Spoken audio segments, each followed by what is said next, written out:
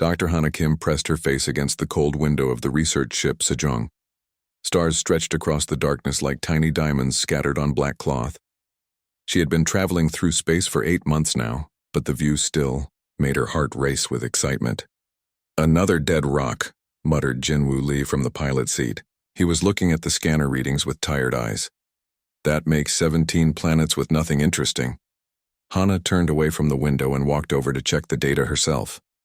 The numbers on the screen showed the usual readings for lifeless worlds. No atmosphere worth breathing. No water. No signs of anything living. But something felt different about this one.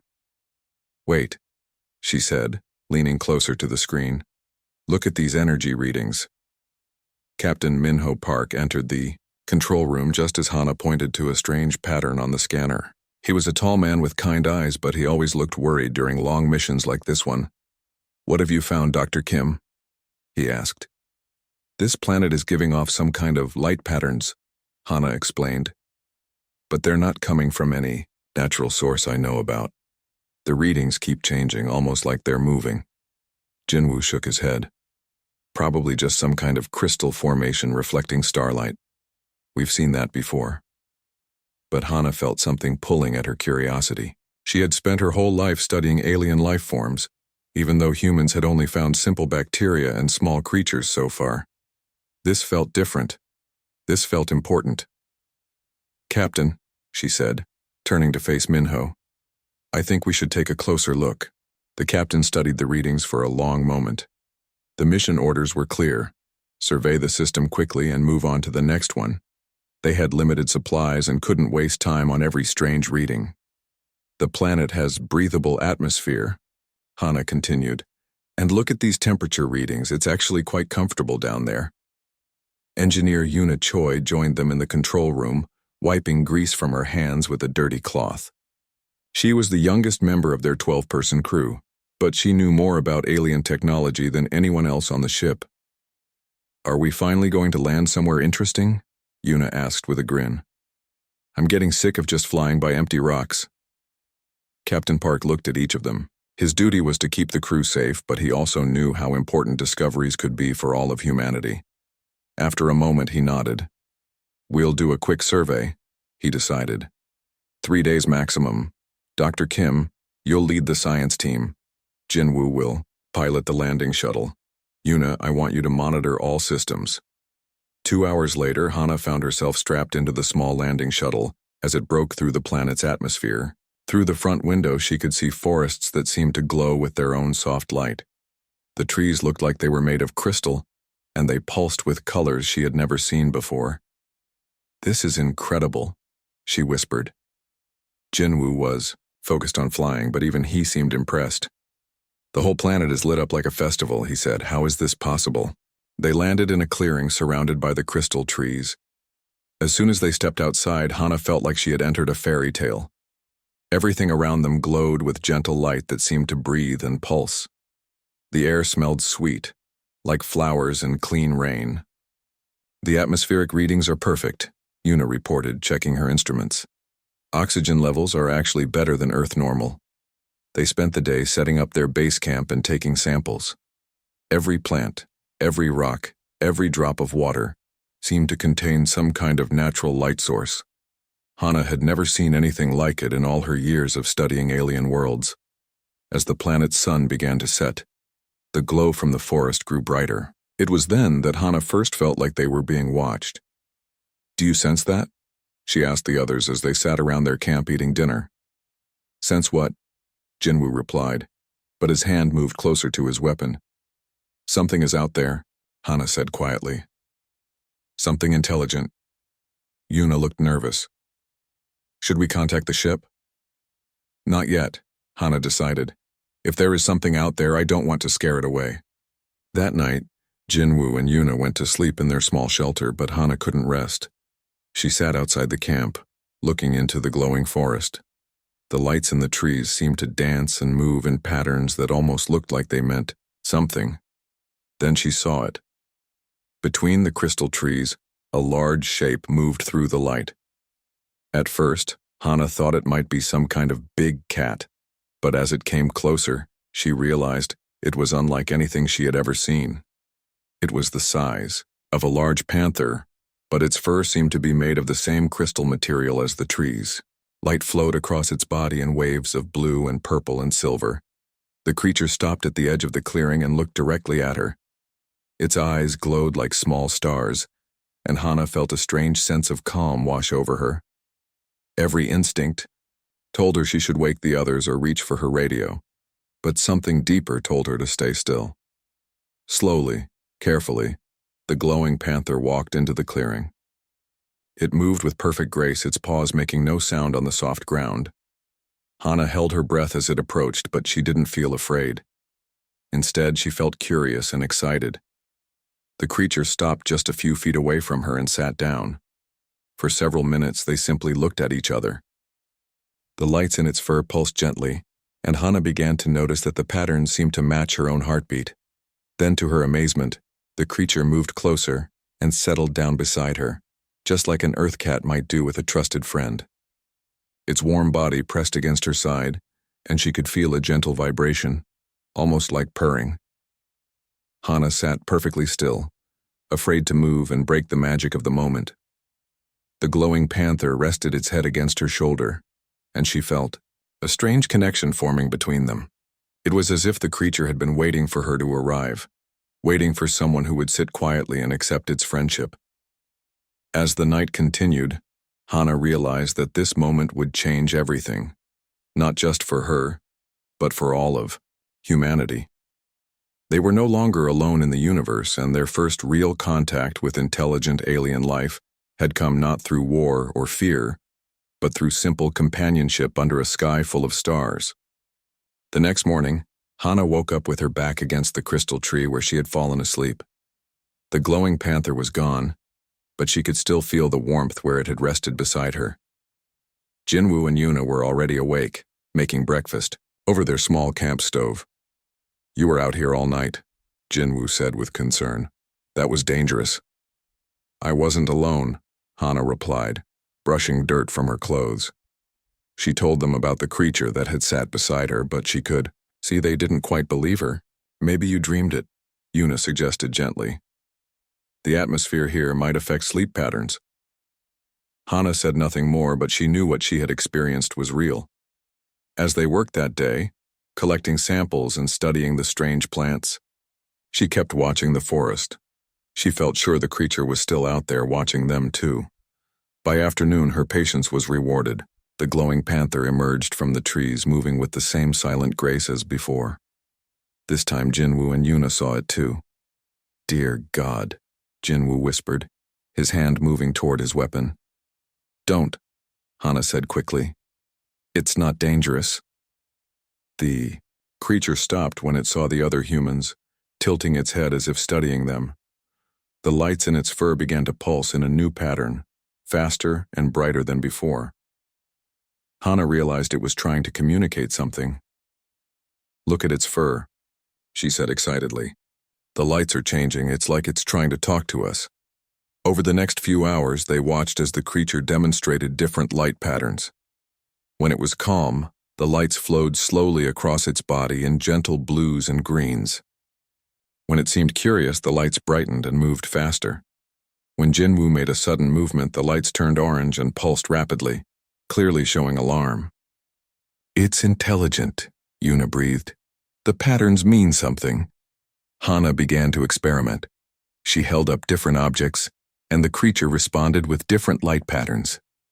A piece of the crystal tree made its fur glow bright white. A sample of the glowing water created ripples of silver light across its body.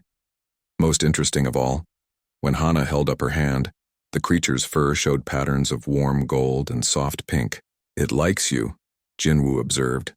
The creature seemed to understand that they were trying to communicate. It began bringing them things from the forest. First, it brought different types of glowing plants, showing them which ones were safe to touch and which ones to avoid. Some plants made its fur glow brighter when it touched them. Others caused the lights to dim or change color. "It's teaching us," Hana realized. "It's showing us how to survive here." The creature, which Hana had started, calling Biel in her mind, brought them to a pool of water that glowed more brightly than the rest. When they tested it, they found it was not only safe to drink but actually seemed to make them feel more energetic and healthy. "This is incredible," Yuna said, filling their water containers. "This water has properties we've never seen before." As the days passed, Hana spent more and more time with Biol. She learned that the creature was incredibly intelligent, perhaps more intelligent than humans in some ways. It seemed to understand the entire ecosystem of the planet, knowing exactly which plants would help with different problems. When Hana cut her hand on a sharp crystal, Biol immediately brought her a plant that, when crushed, created a paste that healed the wound within hours. When Yuna complained of a headache from studying the bright lights, Biol led them to flowers that, when smelled, took the pain away completely. But the most amazing discovery came when Hana touched one of the special plants that Biol had shown her. Suddenly, she could almost understand the light patterns on the creature's fur. It was like learning a new language, but instead of words, it was made of colors and movement and feeling. "Captain," Hana reported to Minho over the radio that evening, "I think this creature is trying to tell us something important. The light patterns aren't just communication. They're connected to the whole planet somehow." Captain Park's voice crackled through the speaker. "Dr. Kim, I'm getting worried about your extended stay. We've been monitoring long-range sensors, and there are ships approaching this system. Unknown ships." Hana felt her heart skip. "How long do we have?" "Maybe a few days. We should prepare to leave soon." That night, as Hana sat with Biol under the glowing trees, she felt a new urgency in the creature's light patterns. The blues and greens were mixed with rapid flashes of red and orange. Something was wrong. Biol led her deeper into the forest than she had ever gone before. There, in a clearing filled with the brightest crystal trees, Hana saw something that made her gasp. The trees weren't just plants. They were covered with complex patterns of light that moved and flowed like living computer screens. "You're trying to show me something," she whispered to Biol. "Something about those ships Captain Park detected." The creature's fur blazed with urgent patterns of light. Hana pressed her hand to one of the crystal trees, and suddenly her mind was filled with images. She saw spaceships that looked nothing like human vessels. She saw planets that had once been green and beautiful, now turned to ash and dust. She saw creatures like Biol, but their lights were dim and fading. "Oh no," she breathed. "You're in danger.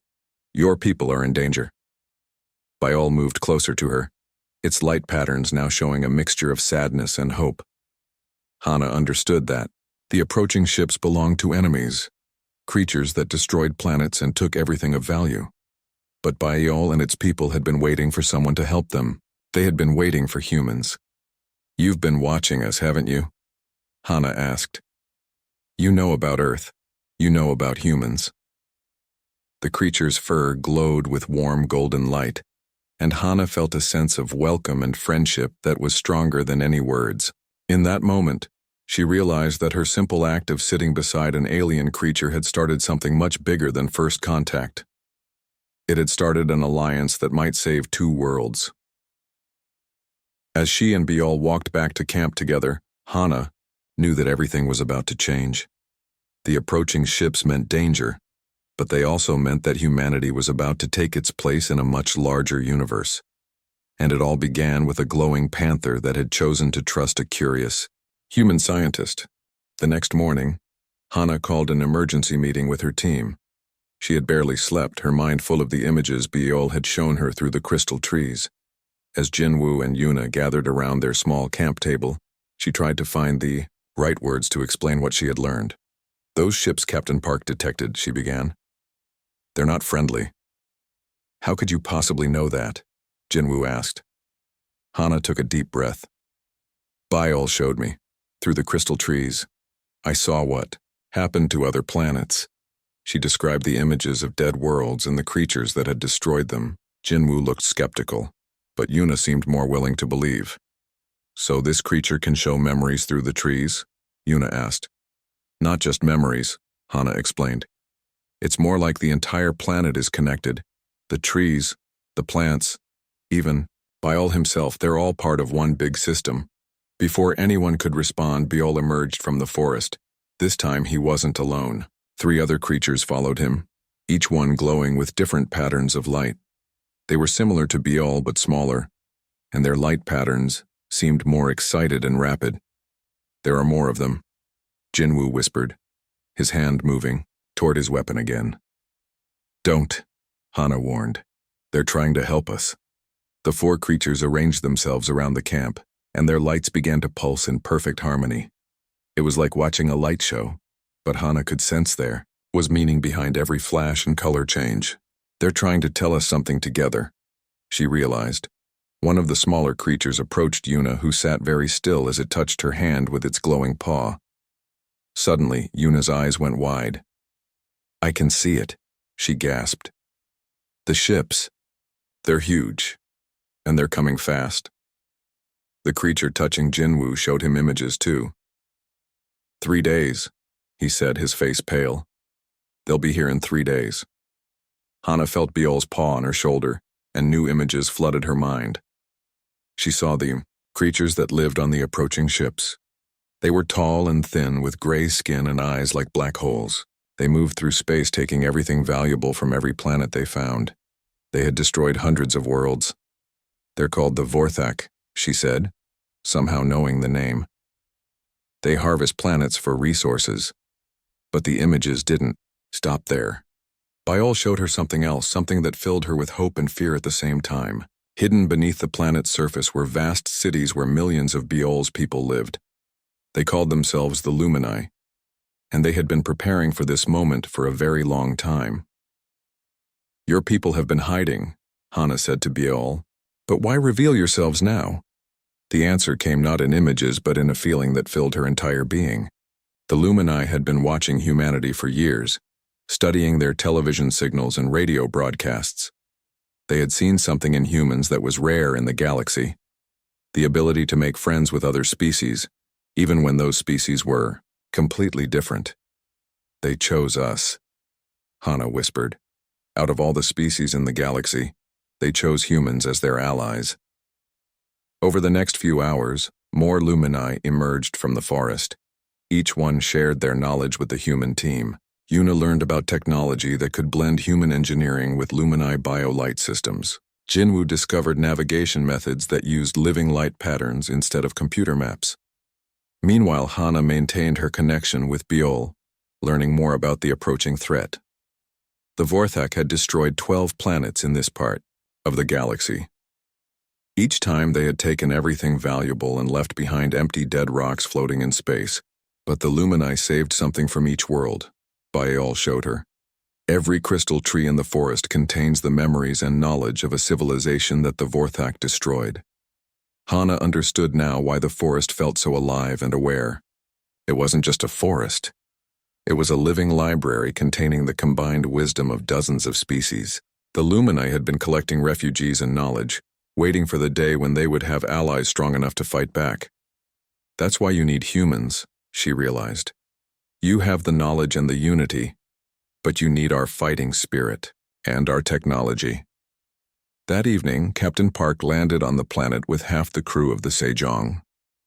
He had been receiving the same visions that his team experienced, though his connection was not as strong as Hana's. "This is incredible," he said as dozens of Lumini gathered in the clearing around their expanded camp. "But how can we possibly fight an entire fleet with one research ship?" Biol approached the captain and touched his hand. Suddenly, Captain Park stiffened, and his eyes filled with wonder. "They're not asking us to fight alone," he said slowly. "They're offering to share everything they know. Their technology, their knowledge of space, their understanding of the Vorthak. The largest of the Lumini, an ancient creature whose light patterns moved like slow rivers of gold, approached Hana. When it touched her, she saw the truth about what was happening. This wasn't just about one planet or one battle. The Lumini had been building a network of allied species across the galaxy, all working together to stop the Vorthak from destroying more worlds. "We're not the first species they've contacted," Hana explained to her team. "But we might be the most important. Humans have something special. We can work together with other species while still keeping our own identity." As the planet's sun set and the forest grew brighter with bioluminescent light, Hana made a decision that would change her life forever. She volunteered to become the permanent link between humanity and the Lumini, allowing her consciousness to expand so she could coordinate the coming battle. "It's dangerous," Biol warned her through their connection. "You will still be human, but you will also be something more." Hana looked at her team, at Captain Park, and at the dozens of glowing Lumini surrounding them. Tomorrow, the Vorthak would arrive expecting to find another helpless world to harvest. Instead, they would discover that the galaxy had finally found a way to fight back. "I'm ready," she said to Biol. "Let's show them what happens when humans and Lumini work together." The ancient Lumini began to glow brighter, and the crystal trees responded with their own increasing light. The entire forest was preparing for war, and for the first time in centuries they would not be fighting alone. As Hana placed her hand on the largest crystal tree, she felt her consciousness begin to expand beyond anything she had ever imagined. She was still herself, still human, but now she was also connected to every Lumini on the planet and to the stored memories of a dozen extinct civilizations. The Vorthak were coming, but they were about to learn that some worlds fight back. Hana felt the change immediately. Her consciousness stretched across the entire planet, touching the minds of millions of Lumini who had been hiding beneath the surface. At the same time, she remained completely human, her own thoughts and feelings unchanged. It was like being able to see with a million eyes while still looking through her own. "How do you feel?" Captain Park asked with concern. "Strange but good," Hana replied. "I can sense every Lumini on the planet, but I'm still me." Through her expanded awareness, she could feel the preparations beginning all across the world. Underground cities that had been hidden for centuries started to come alive. Ancient weapon systems that combined living light with advanced technology began to power up. Biol remained beside her, his light patterns now perfectly synchronized with her heartbeat. Through him, she could communicate with the other Lumini, instantly coordinating their defenses with human military strategy. "The Vorthak ships will arrive in 18 hours, she announced to the growing group of humans and Lumini in the clearing. "They have 12 large harvest vessels and 40 smaller attack ships."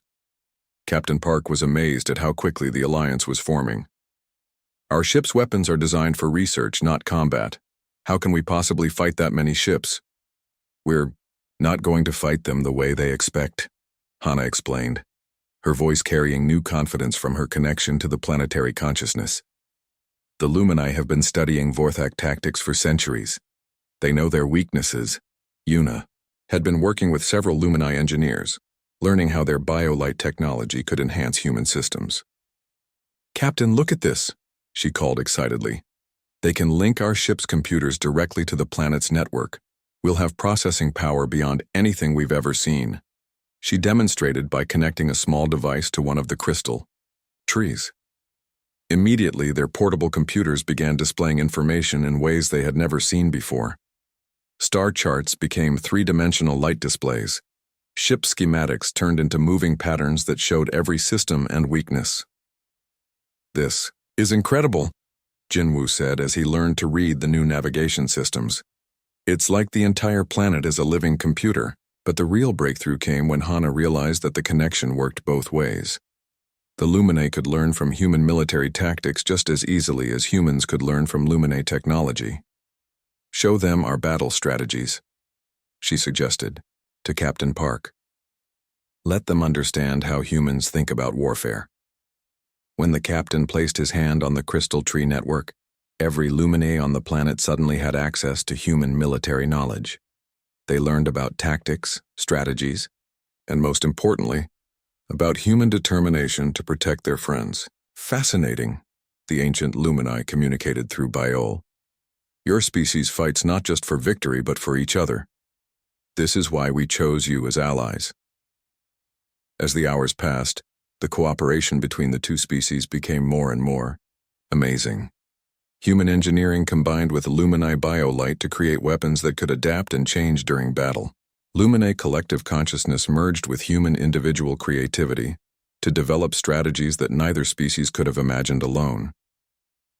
The Sejong was transformed from a research vessel into something completely new. Lumini engineers worked alongside Una to integrate bio-light systems throughout the ship. The hull began to glow with protective patterns that could absorb and redirect energy attacks. The ship's weapons became living systems that could grow stronger during combat. But the most important change was in the crew themselves. Following Hana's example, several other humans volunteered to form partial connections with individual Lumini. Jinwoo bonded with a Lumini navigator, giving him the ability to pilot through space using instinct and feeling rather than just instruments. Una connected with a Lumini engineer, gaining understanding of technology that seemed to live and breathe. "We're becoming something new," Hana observed as she watched her friends adapt to their expanded abilities. Still human, but also more than human. Captain Park had formed a connection with the ancient Lumini leader, giving him access to centuries of military experience from dozens of different species. "The Vorthak have never faced anything like this," he said with growing confidence. "They expect to find isolated, helpless worlds. Instead, they're going to find a united force they can't understand." As the final hours before the attack approached, Hana found herself standing in the heart of the crystal forest, surrounded by thousands of Lumini and her human crewmates. Through her planetary connection, she could sense the fear and hope of millions of beings, all depending on the alliance they had formed. "The Vorthak are arriving," she announced as her expanded senses detected the enemy ships dropping out of hyperspace at the edge of the solar system. The enemy fleet was massive, designed to strip entire planets of their resources within days. The Vorthak had done this hundreds of times before, and they expected no resistance from what their sensors showed as a lightly populated world. "They're scanning the surface," Jinwoo reported from his position linked to the planet's sensor network. "But they can't see the underground cities or the real defense systems." "Good," Captain Park said. "Let them think we're helpless until it's too late." Hana felt the moment when the Vorthak fleet moved into attack formation. Through her connection to the planet, she could sense their cold, calculating minds as they prepared to begin the harvest. They felt no emotion about destroying worlds. To them, planets were just resources to be consumed. "Now they'll learn what it means to attack a world protected by friendship," she said, her voice carrying the determination of both species. The crystal trees throughout the forest began to pulse with increasing light as the planet's defenses came online. The Sejong, now more Lumini biotechnology than human engineering, lifted silently from the surface. Around it, dozens of previously hidden Lumini vessels emerged from underground hangars, their hulls glowing with the same biolight patterns. "All ships ready," Captain Park reported through the new communication network that linked every vessel. Hana stood in the center of the forest. Her consciousness expanded across the entire defense network, Biol beside her, both species united in purpose. The Vorthak were about to discover that some worlds don't just defend themselves. Some worlds fight back with the power of true friendship.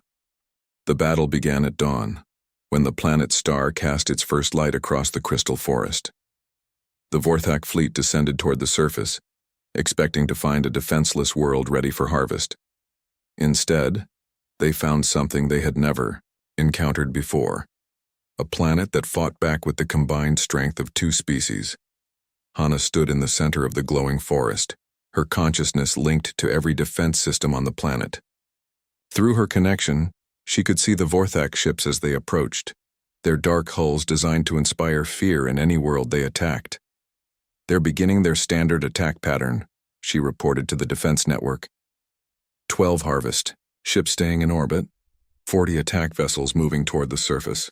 But as the Vorthak ships came closer, the planet revealed its true nature. The crystal forests weren't just beautiful.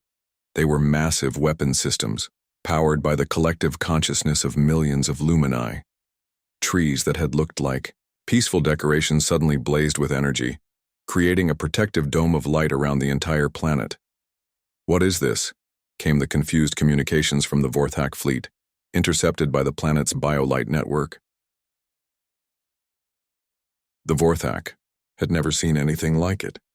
Their attack vessels hit the dome of light and were thrown back, their weapons unable to penetrate the combined biolight and human technology shields. Phase 1 complete, Captain Park announced from the Sejong, which now looked more like a living creature than a spaceship. They can't break through the planetary defense grid. The real surprise came when the hidden Lumini fleet revealed itself. Dozens of ships that had been concealed beneath the planet's surface launched into space, their hulls pulsing with the same bio-light patterns as the forest below. Each ship was crewed by both humans and Lumini, working in perfect harmony. Impossible, the Vorthak fleet commander transmitted. This world should have no defenses. Through her expanded consciousness, Hana could feel the confusion and growing fear of the Vorthak crews. For centuries, they had attacked defenseless worlds. They had never faced organized resistance, especially not from two species working together. This is Dr. Hana Kim of the planet Lumina, she broadcast to the entire Vorthak fleet, her voice carried by bio-light transmissions that reached every ship. You have come here to destroy and harvest, but this world is under the protection of the Human Lumini Alliance. The Vorthak fleet commander's response was immediate and harsh. Surrender now and we will make your deaths quick. Resist and we will make your entire species suffer. Hana felt a wave of anger from the millions of Lumini connected to her consciousness.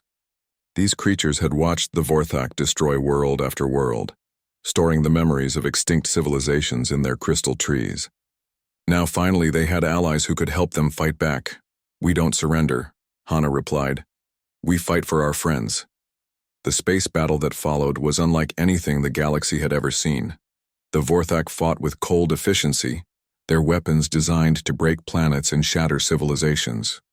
But the Human Lumini Alliance fought with something the Vorthak couldn't understand: love for each other. Jinwoo piloted the Sejong with Lumini instincts, dodging attacks that should have been impossible to avoid. Yuna coordinated the ship's bio-light weapon systems, which adapted and evolved during the battle, learning from each attack and becoming stronger. Their weapons are getting more powerful, the Vorthak commander reported with growing alarm. How is this possible? The answer was simple. The bio-light systems were alive and they were learning. Every time the Vorthak attacked, the Lumini technology absorbed the information and adapted. The human creativity and determination combined with Lumini collective consciousness to create strategies that changed faster than the Vorthak could respond. But the real turning point came when Hana made a decision that would change the galaxy forever. Through her connection to the planetary network, she reached out to the crystal trees that held the memories of all the worlds the Vorthak had destroyed. Show them, she commanded. Suddenly, every Vorthak ship was flooded with bio-light transmissions containing the memories of their victims. The gray-skinned destroyers found themselves experiencing the final moments of every civilization they had wiped out. They felt the fear and sadness of billions of beings whose worlds had been turned to ash. Make it stop, the Vorthak commander pleaded, his cold efficiency cracking under the weight of so much death. This is what you have done, Hana broadcast to the entire fleet. This is the pain you have caused. Feel it. Learn from it. Choose to be better. For the first time in their history, the Vorthak experienced empathy. Through the bio-light network, they felt the connections between friends, the love of families, the hope of species working together for a better future. Some of the Vorthak ships began to retreat, their crews unable to handle the overwhelming emotions. But others stayed, their crews beginning to understand what they had lost by choosing destruction over cooperation. We didn't know, came a transmission from one of the smaller Vorthak vessels. We didn't understand that other species could feel like we do. It's not too late to change, Hana replied, her voice carrying the combined compassion of both human and Lumini consciousness. You can choose to help instead of hurt. The battle ended not with the destruction of the Vorthak fleet, but with something much more powerful: the first steps toward redemption. Half of the Vorthak ships chose to join the alliance, their crews beginning to learn what it meant to have friends instead of just victims. The other half retreated, but they carried with them the memories of what they had seen and felt. Word would spread through the Vorthak Empire about the world where two species had shown them a different way to live. As the last enemy ships disappeared into hyperspace, Hana found herself back in the crystal forest, sitting beside Bial just as she had on that first night. But now she was so much more than she had been. She was still completely human, but she was also connected to an entire planet of friends who had chosen to trust her species. What happens now? Captain Park asked, his own consciousness still partially linked to the ancient Lumini leader. Hana smiled, feeling the warmth of millions of Lumini minds touching hers with gratitude and hope. Now we build something new, a galaxy where species work together instead of fighting each other. Through the BioLight network, she could sense other worlds, other species that had been hiding from the Vorthak. The victory here would give them hope, show them that the destroyers could be stopped. The Sejong will return to Earth, she announced to her crew, but not just to report first contact. You'll be bringing back the plans for a new kind of civilization. Bial nuzzled against her shoulder, his light patterns showing contentment and joy. Through their bond, Hana could feel his thoughts as clearly as her own. The long wait was over. The Lumini were no longer alone, and neither were the humans. As the planet's star set behind the crystal forest, casting rainbow patterns of light, across the clearing, Hana realized that her simple decision to sit quietly beside an alien creature had changed everything. She had shown the galaxy that the strongest force in the universe wasn't weapons or technology. It was friendship. The Human-Lumini alliance was just the beginning. Soon, other species would join them, creating a network of cooperation that would span the entire galaxy. And it all started with a curious human scientist who chose to trust a glowing panther that had been waiting for her to arrive. In the years that followed, the story would be told on 1,000 worlds. The story of how two very different species learned that the greatest strength comes not from fighting alone, but from sitting together under the stars, sharing the light that binds all living things.